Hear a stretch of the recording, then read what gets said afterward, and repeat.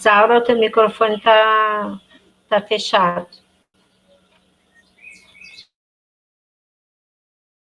Mas eu não estou falando com vocês.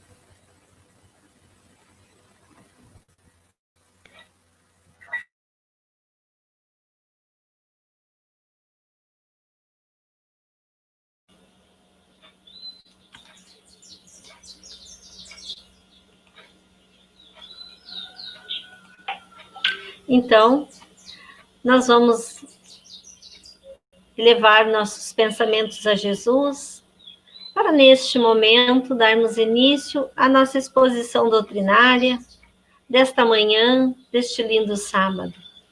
Pedimos, Senhor, que possa auxiliar a nós nesse momento em que nos encontramos unidos pelo pensamento, certos de que a espiritualidade e os benfeitores amigos do nosso grupo Espírita Bom Jesus estejam junto conosco, para que possamos elevar os nossos pensamentos de agradecimento e de auxílio a todos os irmãos necessitados do corpo ou da alma.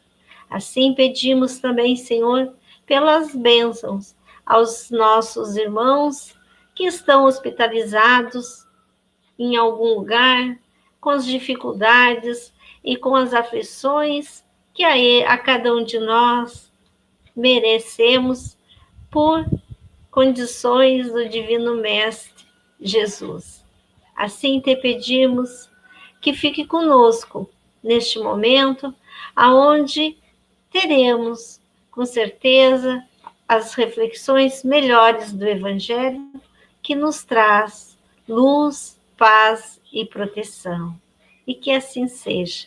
Assim, estaremos convidando a nossa amiga querida Cleusa Chu para dar a abertura aos nossos trabalhos desta manhã, trazendo para nós a reflexão. Seja bem-vinda, minha amiga. Tudo contigo.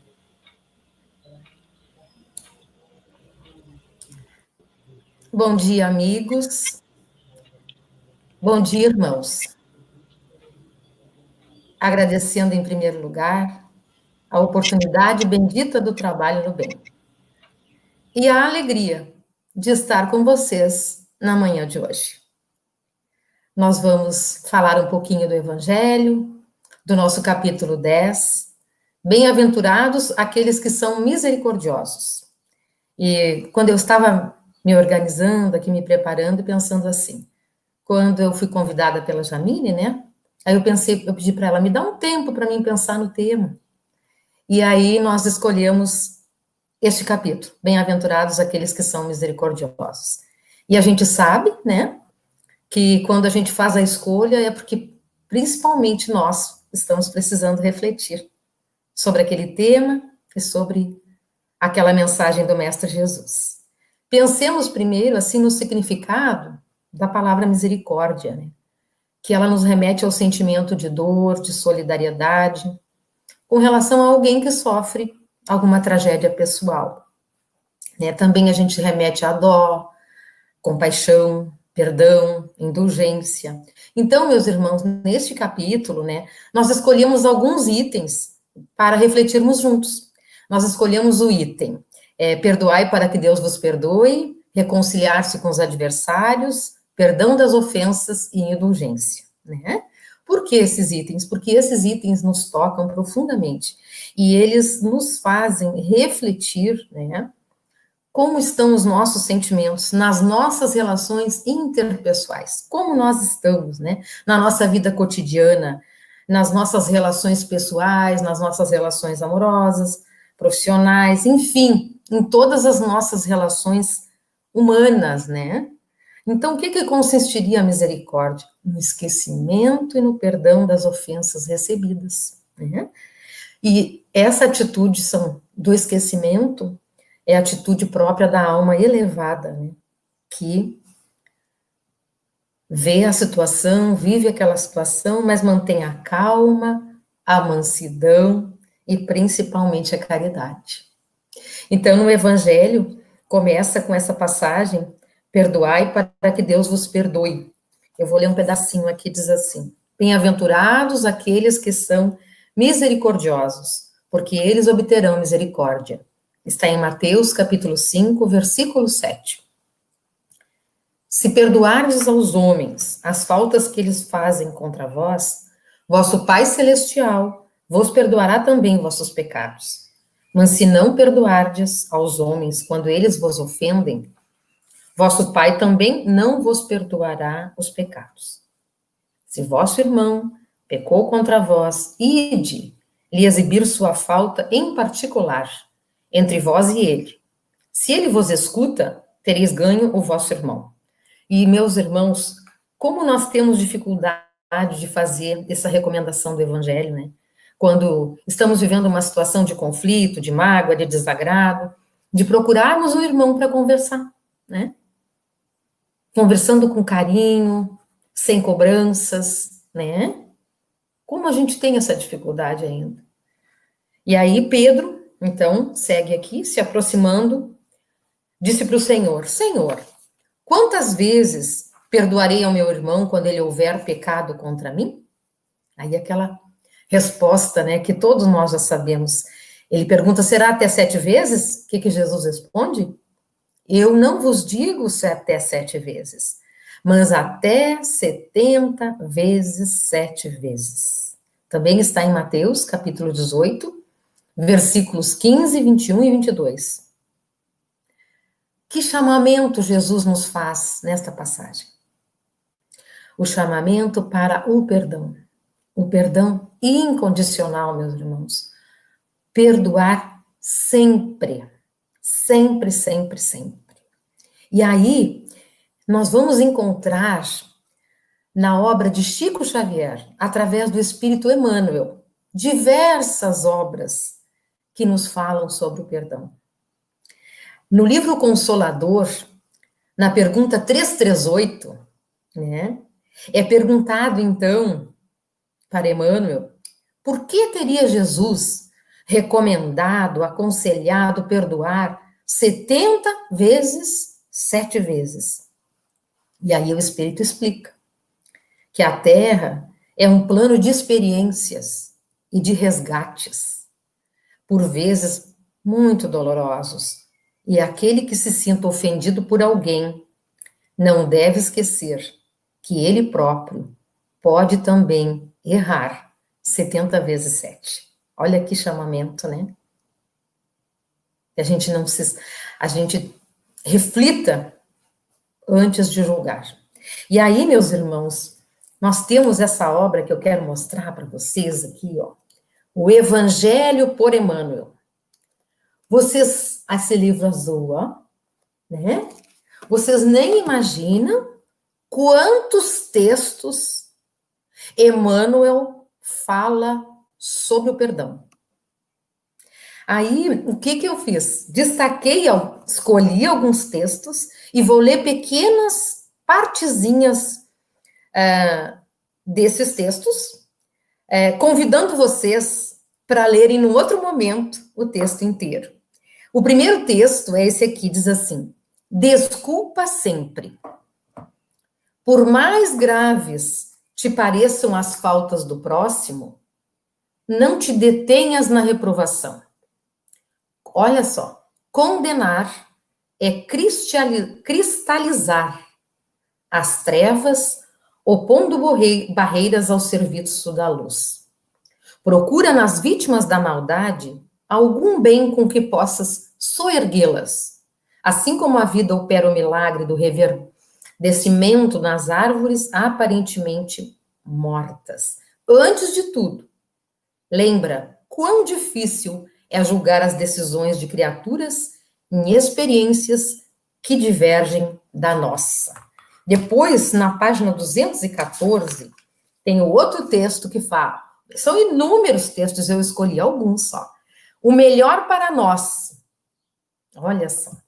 Em muitos episódios da vida, aqueles que nos prejudicam ou nos magoam, frequentemente se encontram de tal modo jungidos à tribulação que, no fundo, sofrem muito mais, pelo fato de nos criarem problemas que nós mesmos, quando nos supomos vítimas deles. Depois, nós temos, na 216, as vantagens do perdão. Aí nós vamos ler outro pedacinho. Perdão pode ser comparado à luz que o ofendido acende no caminho do ofensor. Por isso mesmo, perdoar em qualquer situação será sempre colaborar na vitória do amor, em apoio de nossa própria libertação para a vida imperecível. Desculpar, na página 447, vejam como tem, que nós vamos procurando, textos que falam sobre o perdão. Desculpar. Ante ao dever da desculpa infatigável diante de todas as vítimas do mal, atende ao dever. Vou repetir. Atende ao dever da desculpa infatigável diante de todas as virtudes do mal, para que a vitória do bem não se faça tardia. Recorda que acima da crueldade encontramos junto de nós a ignorância e o infortúnio, que nos cabe socorrer cada dia. Dispõe-te a desculpar hoje, infinitamente, para que amanhã sejas também desculpado. Depois tem aqui mais um pedacinho, na 449, isso, para viver melhor. Desculpar faltas e agravos será libertar-nos de choques e golpes que vibraríamos sobre nós mesmos, criando em nós e para nós dilapidações e doenças de resultados imprevisíveis. Isso, na essência, quer dizer que não somente nos cabe esquecer as ofensas recebidas em proveito próprio, mas também significa que seria ilógico disputar atenção e carinho daqueles que porventura nos agridam, já compromissados por eles mesmos nas equações infelizes das atitudes que se afeiçoam. E aqui na página 450, agressores e nós. Então, à frente de qualquer agressor, não mais diremos no singular, eu te perdoo. E sim, reconheceremos a profunda significação das palavras de Jesus na oração dominical, ensinando-nos a pedir a Deus desculpas para as nossas falhas antes de as rogar para os nossos ofensores. E repetiremos com todas as forças do coração. Perdoai, Senhor, as nossas dívidas, assim como perdoamos aqueles que nos são devedores. E o Evangelho ainda vai nos alertar, falando, ai daquele que diz eu nunca perdoarei, porque se não for condenado pelos homens, sê-lo-á certamente por Deus. Com que direito reclamará o perdão das suas próprias faltas, se ele mesmo não perdoa os outros? Lembremos da oração do Pai Nosso, né? Quando a gente diz, perdoai as nossas ofensas, assim como nós perdoamos a quem nos tem ofendido. Né? O Evangelho nos fala ainda que há duas maneiras bem diferentes de perdoar. Né? Uma grande, generosa, sem segunda intenção, perdoa e pronto, esquece. E a outra que perdoa com ostentação, né? Muitas vezes a pessoa, vê como eu sou bonzinho, né? Não me magoou, perdoou todas as minhas ofensas. O que que a gente está, vamos dizer assim, demonstrando com isso, né? Demonstrando vaidade, né? Sobre o perdão, meus irmãos, tem uma história muito linda num livro chamado Jesus no Lar. Este livro, né, é um livro também de Chico Xavier, mas pelo espírito Neio Lúcio. E nessa mensagem, que é a mensagem número 42, a mensagem da compaixão. Então, ele relata, né, o espírito, né, Neio Lúcio, relata que eles estão todos reunidos na casa de Pedro, né, os discípulos de Jesus, conversando sobre a Boa Nova. E eles perguntam, estão debatendo, né, como instalar o mesmo dom, a mesma bênção, em mentalidades tão diversas entre si. E Jesus fica em silêncio, apenas ouvindo o que eles estão falando, né? Aí quando cessa aquele debate, Jesus, então, se dispõe a ouvir as perguntas deles. E aí, João pergunta, Senhor, que fazer diante da calúnia que nos dilacera o coração? Tende piedade do caluniador e trabalha no bem de todos, respondeu o celeste mentor, sorrindo, porque o amor desfaz as trevas do mal e o serviço destrói a ideia respeitosa. Depois Tiago pergunta, e como agir perante aquele que nos ataca brutalmente?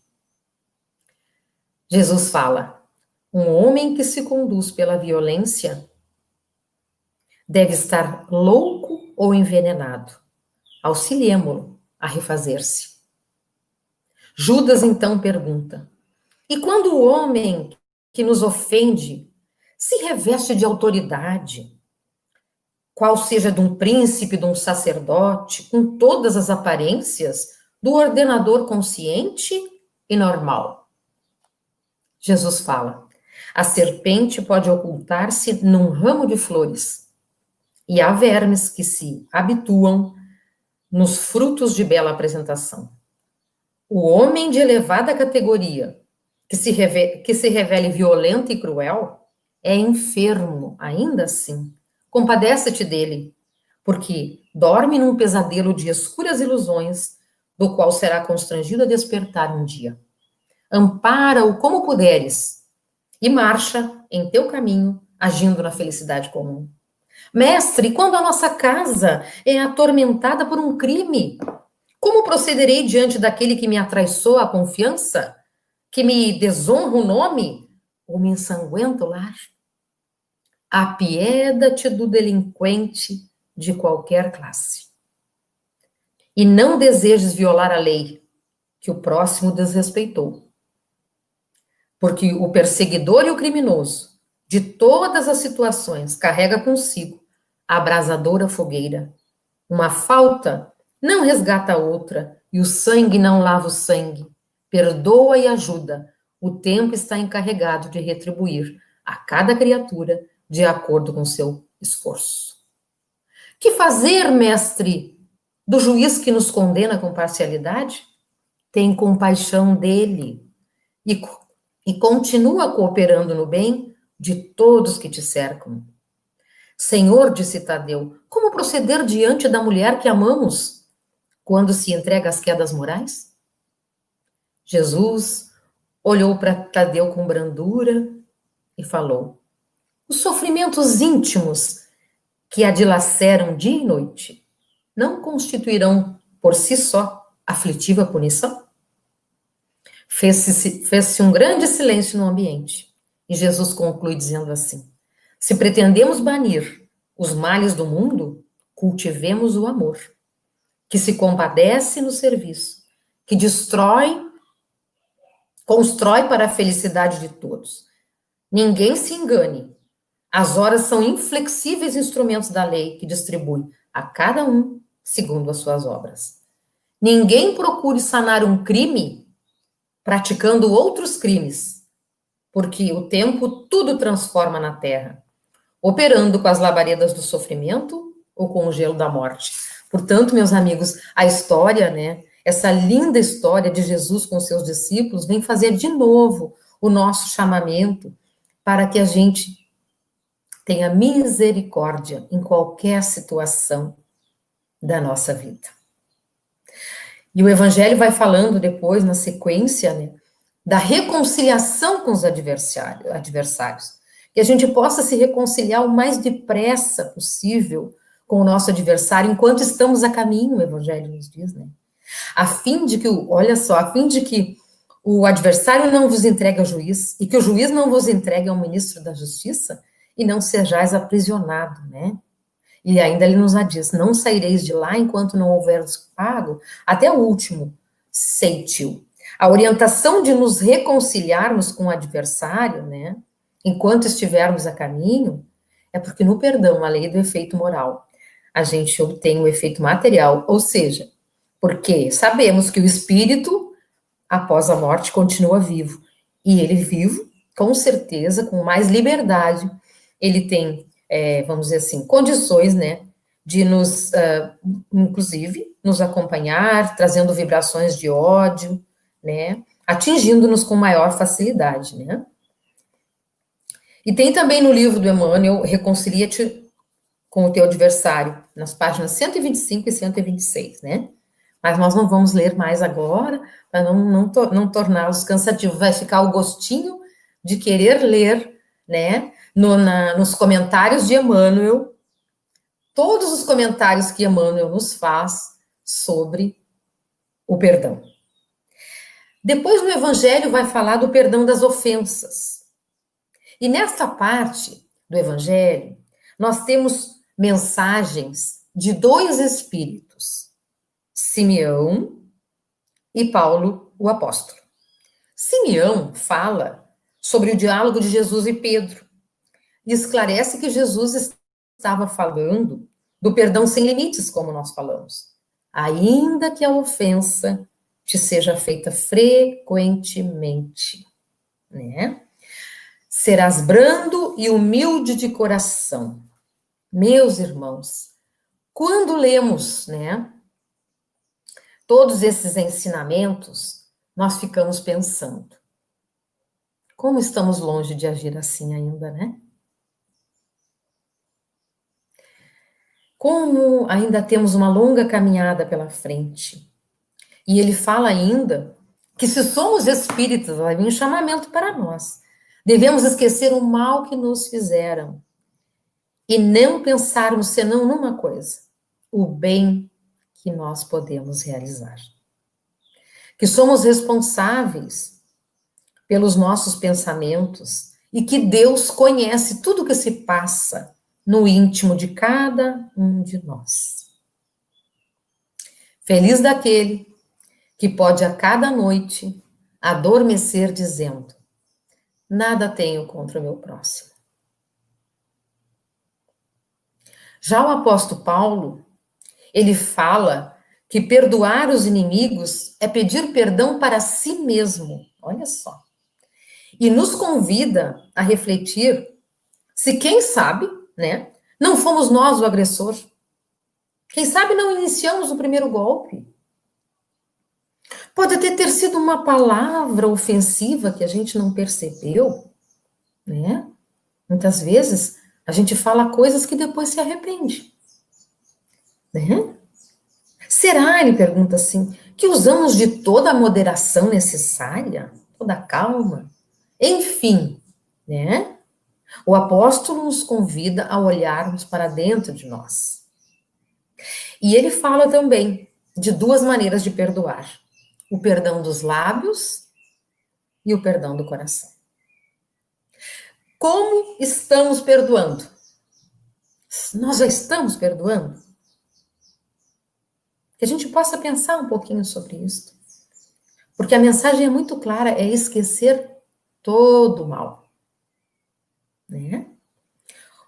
Porque o esquecimento completo e absoluto das ofensas, como já lemos, é próprio das grandes almas.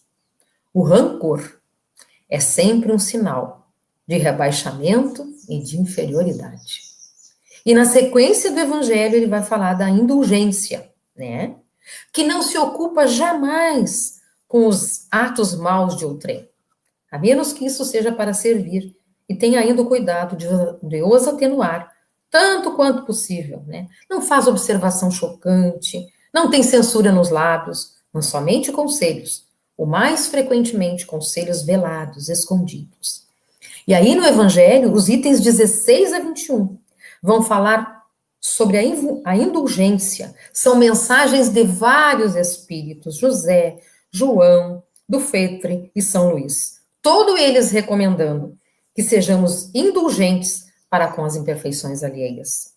Jesus mostra assim também que, assim como ele, todos nós podemos ser indulgentes e capazes de desculpar os erros dos outros, pois nenhum de nós está apto a julgar o próximo, né?